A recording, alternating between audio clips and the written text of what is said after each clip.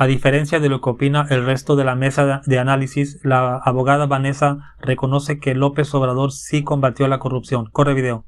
México obtiene 26 puntos, peor que Zedillo, peor que Fox, peor que Calderón, peor que incluso Peña en su último año, que tuvo 28, pues sale mal el gobierno del presidente López Obrador en lo que fue su gran bandera de la campaña, que era combatir la corrupción. Hubo muchos escándalos de ese tipo durante el sexenio de López Obrador. Estuvo, bueno, la estafa maestra que al final no se resolvió. Estuvo Odebrecht, Segalmex, Dos Bocas, el viejo aeropuerto y el nuevo aeropuerto, ¿no?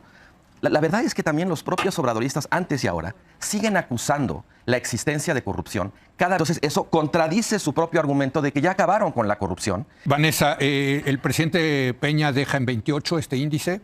El presidente López Obrador, al tomar posesión, utiliza este índice en su discurso de toma de posesión y dice que es una vergüenza estar en esos lugares. Lo sube el presidente López Obrador, hay que decirlo, sube a 31, pero se desfonda entre el 2023 y el 2024 de 31 a 26. Es una vergüenza. A ver, para poder analizar los resultados en materia de percepción de corrupción que ahora analizamos de Transparencia Internacional, de la forma más justa y con el menor sesgo posible para que esta mesa no sea un regodeo antiobrador, me gustaría empezar con algunas precisiones. Correcto.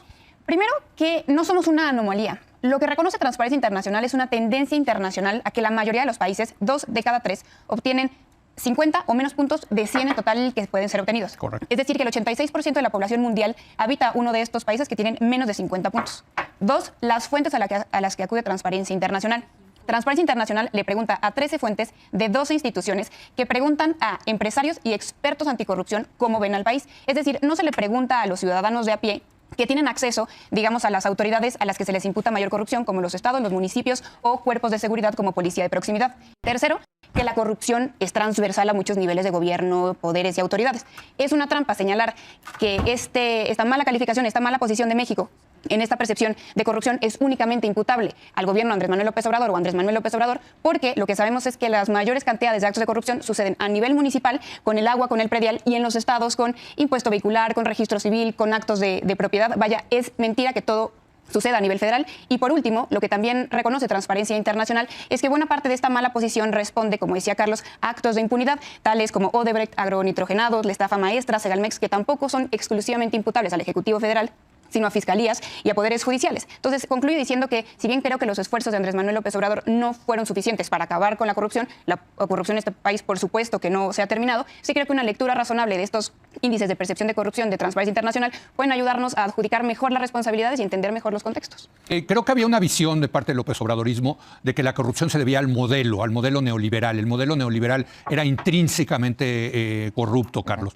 Al quitar el modelo neoliberal se acababa con la corrupción, ¿no? Sí. Ahora sí que muerto... muerto el rey. En fin, no, exacto. Corrupto. Muerto el perro, se acabó la rabia. Pero el tema es ese. Y al final yo creo que no es un problema de modelo de desarrollo. Exacto. Yo creo que en efecto el presidente López Obrador vendió barato el término, digamos, el problema de la corrupción al asociarlo con el neoliberalismo, como si antes del neoliberalismo no hubiera habido corrupción. Pues sí, ¿no? Sí. La corrupción, la verdad es que es un problema histórico, endémico en México, no de años, no de décadas, de siglos, ¿no? Sí. Por pura lógica, quien diga que puede resolver ese problema en 6 años, pues se está engañando, nos está engañando, o las dos cosas. Porque ese tipo de problemas toman mucho tiempo, mucho esfuerzo, mucho dinero.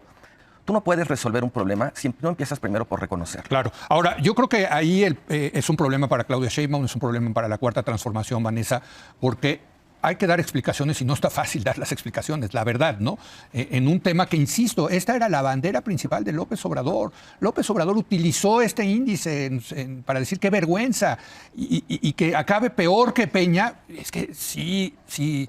Por más que sea, ¿qué spin le puedes dar? ¿Qué explicación? O sea, sí deja muy mal parado la 4T, me parece. A ver, recordemos no? que... Sí, recordemos No que... por regodear, no para que sea un regodeo. Sí. No, bueno. Recordemos que este índice de percepción de corrupción mide la última parte del sexenio de López Obrador. Sí. Y lo que yo creo no es que la gente se haya sentido desengañada, que el presidente les hubiera mentido, sino que cambiaron las condiciones políticas. Y en ese sentido yo encuentro varias razones por las cuales empeoró la posición de México en este índice. Primero es el incremento de obra pública. Andrés Manuel López Obrador construyó obra pública como nunca antes. Entregó al IRSSE más de 1,200 obras. Y nada más para ponérselo en contraste a la audiencia, si Calderón hubiera utilizado los miles de millones de dólares que obtuvo de ingresos petroleros, que por cierto no obtuvo López Obrador, hubiera podido entregar 14 veces las obras que entregó Andrés Manuel López Obrador. Y por supuesto que la obra pública abre espacio para la discrecionalidad, para los derroches y sobre todo asumiendo que la administración anterior optó por las adjudicaciones directas y no por licitaciones públicas como debería de ser. Segundo, la incertidumbre que deriva de la reforma judicial. El propio índice de Transparencia Internacional reconoce que hay una relación directa entre el acceso a la justicia, la impunidad y la corrupción. Tercero, la marea guinda. El hecho que Morena haya ganado la mayoría en las dos cámaras y casi todo el país no solo incrementa la percepción de corrupción y de impunidad, la incrementa de facto. Tienes más poder político y por tanto más posibilidades de impunidad y de corrupción.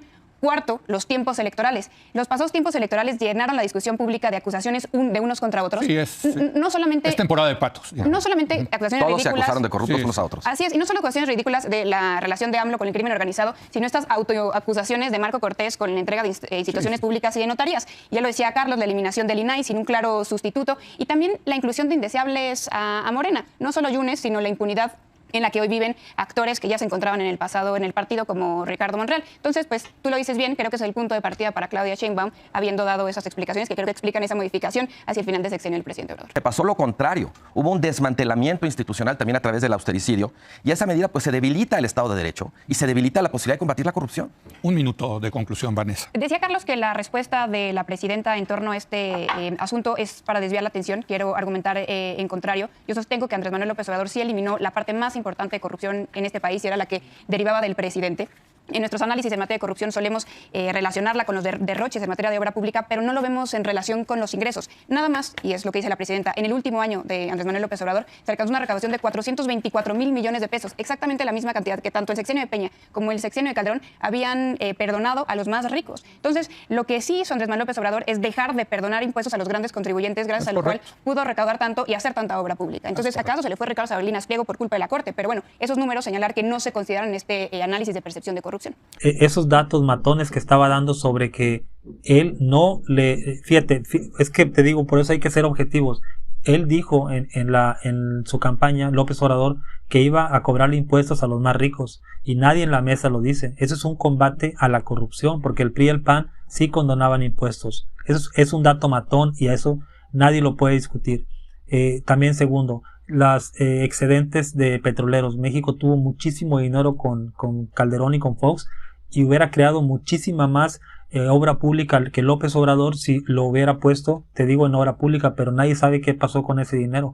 Y López Obrador sí creó obra pública y eso obviamente crea más percepción de la corrupción, si lo podemos decir así. Pero también revela un dato muy importante, Vanessa. A la gente que se les encuestó no fue a la gente como a ti y como a mí, fue a empresarios, a gente que se dedica a medir la corrupción. Pues claro que son el 80 y tantos % son gente que no van con la 4T. También dice que de los 100 puntos que se miden para la escala de la corrupción en los países, el 80 y tantos % no superó ni los 50. Entonces ponen a México en los 20 y tantos y ya Zuckerman y todos están matando a México, a López Obrador. Entonces yo reto, sí, yo entiendo, está el estudio y hay que reconocerlo. México tiene un nivel muy bajo en combate a la corrupción. Pero si le preguntas a la gente de a pie, sí entienden que sí se combatió la corrupción desde la presidencia, porque el presidente era el número uno principal corruptor de México y corrompido también. Fíjate, las dos cosas. Yo ponía un ejemplo, por ejemplo, Felipe Calderón inauguraba un puente, pero la empresa constructora era de un senador panista. Ese tipo de conflicto de intereses ya no existen, al menos en la 4T. Entonces sí se está combatiendo, falta muchísimo, como dijo el analista, eso sí lo reconozco, eso no se puede arreglar en 6 años, pero la gente de a pie lo entiende, no los especialistas, los de las mesas, con nombres rimbombantes, no. La gente de a pie es la que sabe que se está combatiendo la corrupción. Por ejemplo, Tere Jiménez, una corrupta gobernadora de Aguascalientes. Maru Campos, una corrupta gobernadora de Chihuahua. Pues cómo se le va a achacar todo a López Obrador si todavía tenemos lacras del pasado gobernando todavía desde los partidos de oposición. Marco Cortés, un corrupto confeso que hasta se le enchecó la boca a Zuckerman de recordar. Tiene razón, Vanessa. La corrupción es de todo el país, no nada más desde el gobierno federal. Dime qué opinas tú. Hasta luego.